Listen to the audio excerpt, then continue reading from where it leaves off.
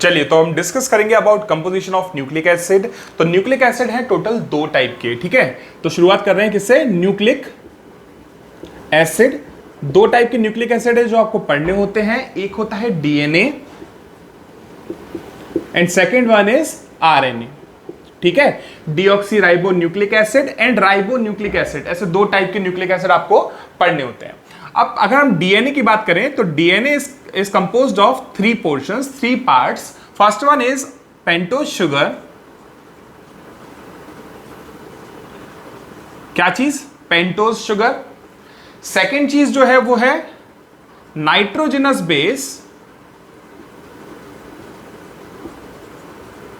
और थर्ड चीज जो है वो है फॉस्फेट। क्या चीज? फॉस्फेट। तो ये 3 चीजों से बनता है डीएनए और इन्हीं 3 चीजों से बनता है आरएनए। तो आरएनए डीएनए जो है ना वो दोनों के दोनों इन 3 चीजों से, 3 कंपोनेंट से बनते हैं।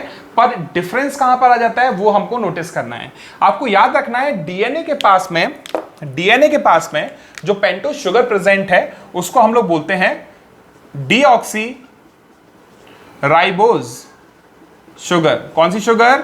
Deoxy ribose sugar. सेकेंड चीज याद रखनी है, नाइट्रोजनस बेसिस 2 टाइप के होते हैं। एक होता है प्यूरिन और एक होता है पायरिमिडीन। प्यूरिन बेसिस होते हैं अगेन 2 टाइप के। कौन कौन से? एडेनिन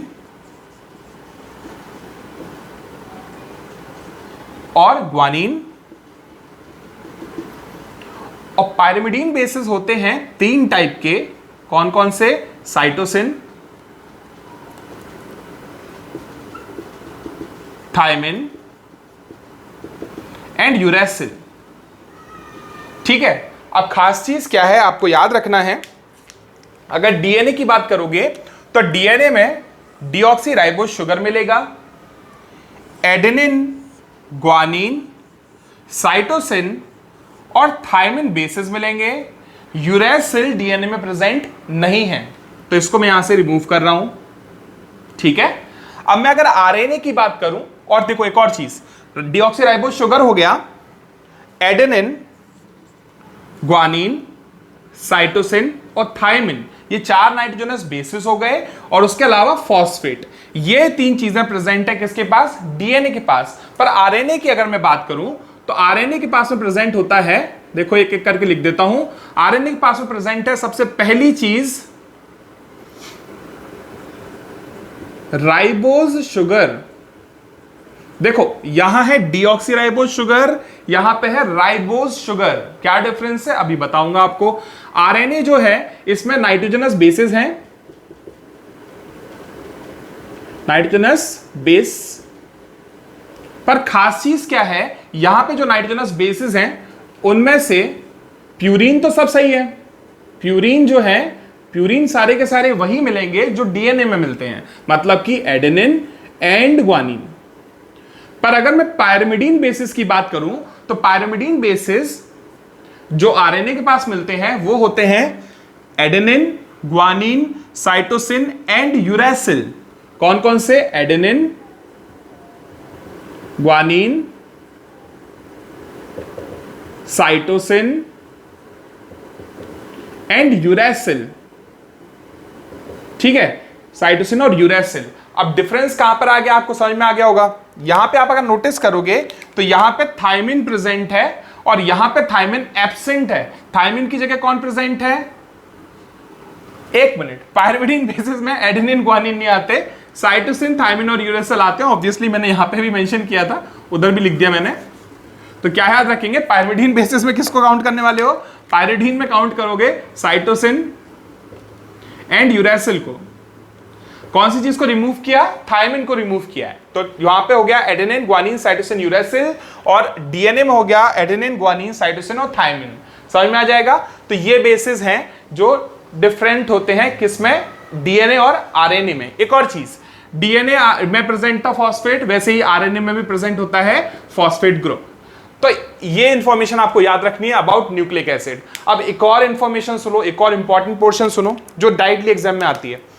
आपको पता होना चाहिए न्यूक्लिक एसिड बनता है, न्यूक्लिक एसिड बनते हैं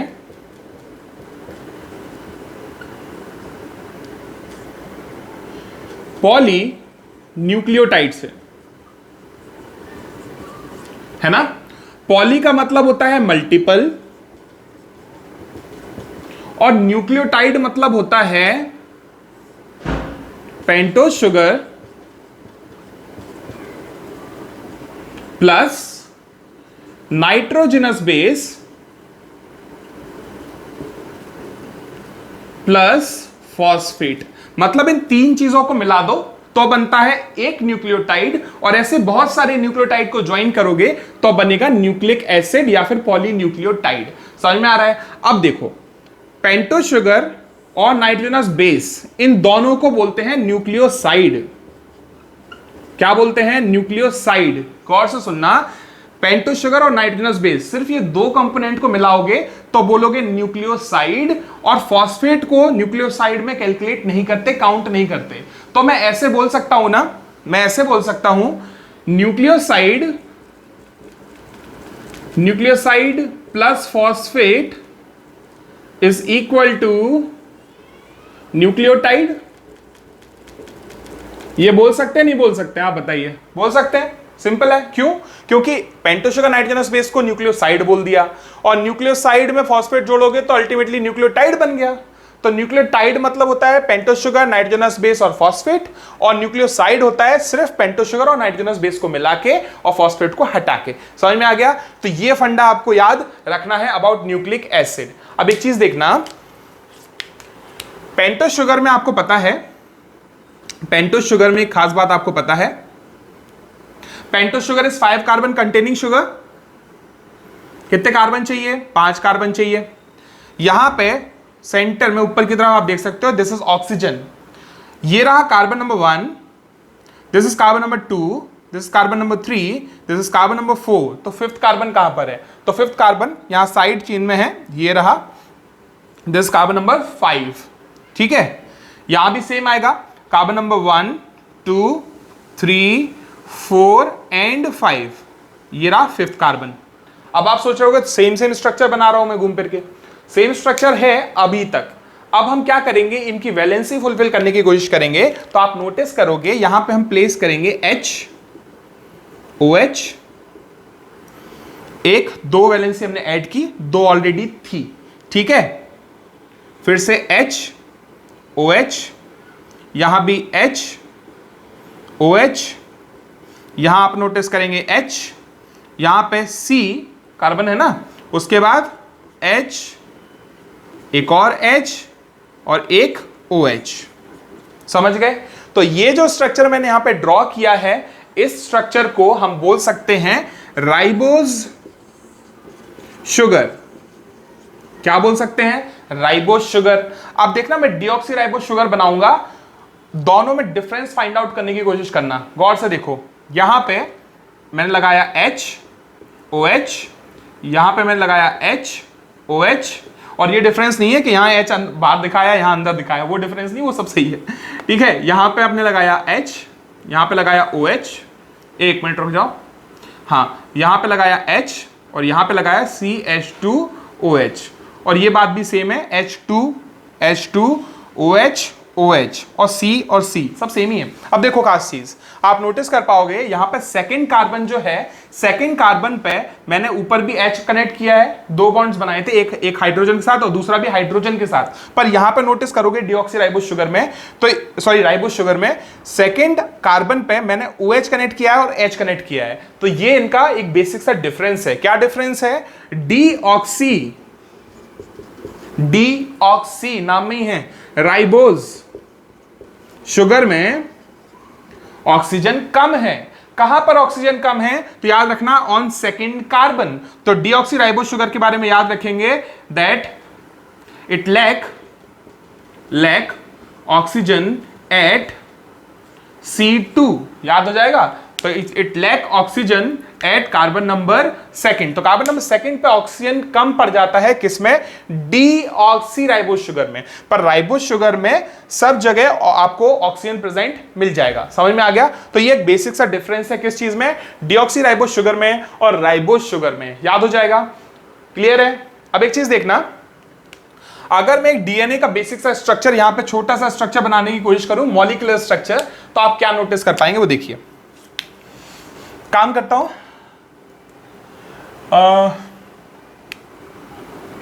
इस पोर्शन को थोड़ा सा मिटा के थोड़ा डिफरेंट वे में लिख देता हूं जिससे जगह मिल जाएगी हमको।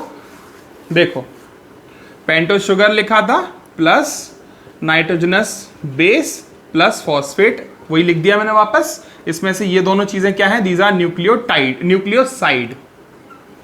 चलो अब मैं यहां पे स्ट्रक्चर ड्रॉ करके आपको दिखाता हूं डीएनए का। डीएनए के स्ट्रक्चर में ऑब्वियसली आपको मिलने वाला है पेंटोस शुगर, तो ये मैंने बना दिया पेंटोस शुगर, एक और पेंटोस शुगर, ठीक है, 2 पेंटोस शुगर यहां पे बना दिए मैंने। चलिए एक और बना देते हैं, ये रहा एक और पेंटोस शुगर, ठीक है। शुगर वैसे ज्यादा नहीं अच्छी नहीं होती, फिर भी लो ऐड कर रहे हैं हम शुगर पे शुगर। तो ये 3 पेंटोस शुगर यहां पे बनाए मैंने। इसके एग्जैक्टली सामने मैं 3 और पेंटोस शुगर बनाऊंगा, पर एंटी पैरेलल वे में, मतलब क्या है, इन्वर्टेड, उल्टा, अपसाइड डाउन बनाऊंगा। देखो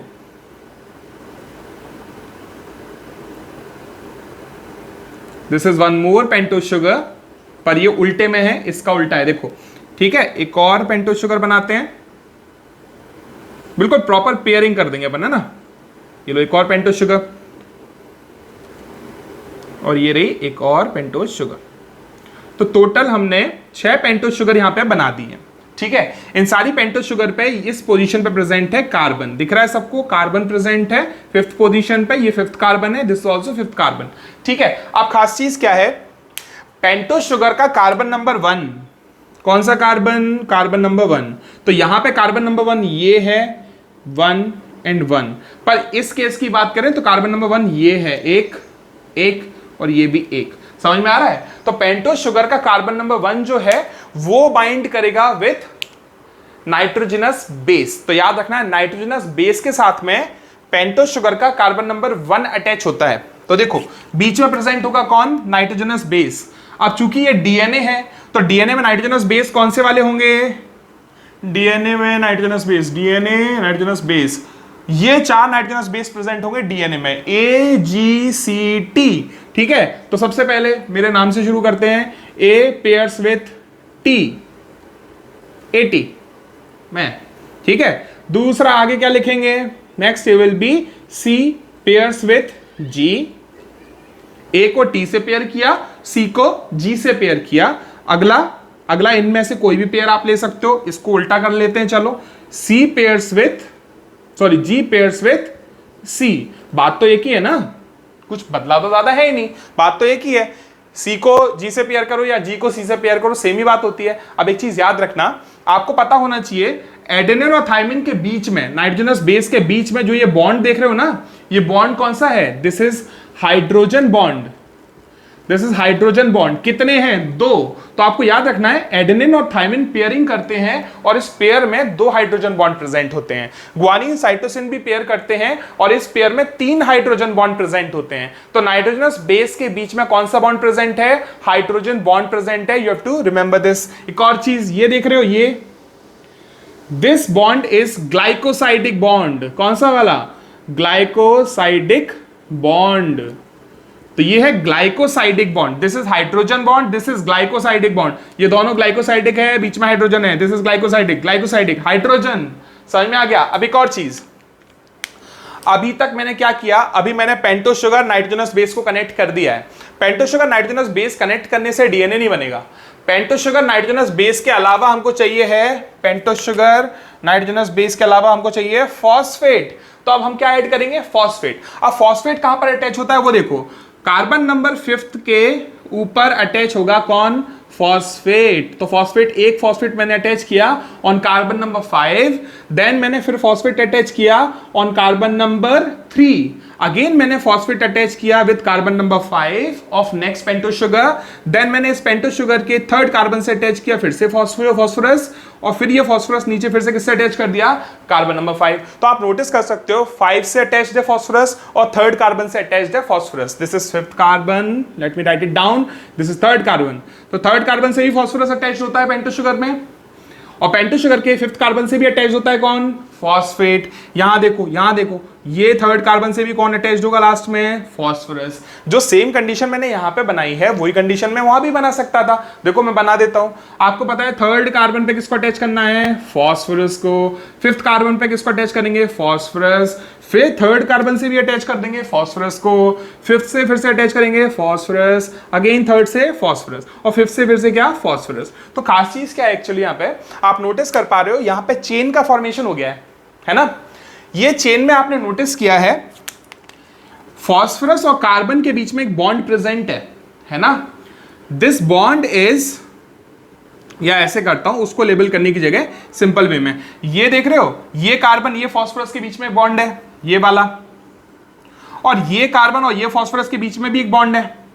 तो अल्टीमेटली इस बॉन्ड को, जो कि फॉस्फोरस और कार्बन के बीच में, इस बॉन्ड को मैं बोलूं क्या? तो इस बॉन्ड को हम लोग बोलते हैं फॉस्फो डाईईस्टर बॉन्ड। कौन सा बॉन्ड है? Phospho diester bond. हमको याद रखना है इस बॉन्ड को बोलते हैं फॉस्फो डाईईस्टर बॉन्ड। अब एक चीज लाइफ टाइम के लिए याद करो, बहुत काम आने वाली है। क्या याद रखोगे? एक न्यूक्लियोटाइड में 3 चीजें होती हैं। मैंने अगर बोला कि ये डीएनए मॉलिक्यूल 6 न्यूक्लियोटाइड लॉन्ग है, तो 6 न्यूक्लियोटाइड का मतलब है इसमें पेंटोज शुगर कितने हैं? 6 होंगे। पेंटोज शुगर कितने हैं? 6। नाइट्रोजनस बेस पेयर कितने हैं? ये एक बेस है, 2 बेस का पेयर होता है, तो नाइट्रोजनस बेस पेयर कितने हैं? 3। नाइट्रोजनस बेस कितने हैं? 6। तो 6 पेंटो शुगर हैं तो 6 नाइट्रोजनस बेस होंगे। मतलब कि एक न्यूक्लियोटाइड में अगर आपसे कोई पूछता है कितने पेंटो शुगर होंगे, तो आंसर विल बी जितना ही काउंट किया हो। एक मान लीजिए एक न्यूक्लियोटाइड की बात करें तो एक न्यूक्लियोटाइड में एक पेंटो शुगर होगा, एक नाइट्रोजनस बेस होगा। तो ऐसा याद रखना, 1 nucleotide is equal to 1 nitrogenous base, जो आपको काउंट करना है 1 nitrogenous base plus 1 pentose sugar plus 1 phosphate. ऐसा काउंट करके आप चलोगे, जब भी क्वेश्चन आएगा आपसे कोई पूछेगा एक नाइट्रोजनस बेस अगर आपको दिया है, मान लो 600 नाइट्रोजनस बेस दिए हैं और पूछा गया है कितने पेंटोज शुगर होंगे इसमें, तो answer will be 600 pentose sugar. और कोई पूछे कितने फॉस्फेट होंगे, तो आंसर विल बी 600 फॉस्फेट। क्यों? क्योंकि क्वेश्चन में न्यूक्लियोटाइड कितने दिए? 600। तो याद रखना है ये ऊपर वाला formula, 1 nucleotide is equal to 1 nitrogenous base plus 1 pento sugar and 1 phosphate. ऐसा याद रखेंगे। अब देखो खास चीज, आपको पता है यहां पे इस स्ट्रक्चर को अगर आप ऑब्जर्व करो तो यहां पे एक ऐसा पोल लाइक स्ट्रक्चर दिख रहा है। एक पोल ये है और बीच में स्टेप्स। अगर इसको सीढ़ी की तरह यूज करना हो तो यूज कर सकते हैं क्या? मतलब ऐसे हाइपोथेटिकली, ऑब्वियसली ऐसे तो यूज कर नहीं पाओगे। तो एक पैर यहां रखेंगे, दूसरा यहां, तीसरा यहां, चौथा यहां, ऐसे करते करते आप ऊपर तक चढ़ सकते हो, है ना? तो याद रखना है आपको, वॉटसन और क्रिक ने एक डीएनए का डबल हेलिकल मॉडल दिया था, double helical ladder like model दिया था, उसको भी हम आगे पढ़ने वाले हैं। उन्होंने इसको double helical model like ladder like क्यों बोला था? क्योंकि ये सीढ़ी की तरह दिखता है और इसमें जो स्टेप्स होते हैं वो किस चीज से बनते हैं? वो बनते हैं हाइड्रोजन बॉन्ड से, या बोल सकते हो नाइट्रोजनस बेस पेयर से। समझ में आ गया? अच्छा, एक और चीज मैं मार्क करता हूं और आपको बताता हूं एक न्यूक्लियोटाइड किसको बोल रहे हैं। अगर आप नोटिस करो, ये जो मैंने एरिया मार्क किया ना, दिस इज 1 न्यूक्लियोटाइड। एक पेंटोज शुगर, एक फॉस्फेट, एक nitrogenous base, this is 1 nucleotide. तो ऐसे कितने न्यूक्लियोटाइड है यहां पे? तो answer is 6 nucleotides are present in this DNA.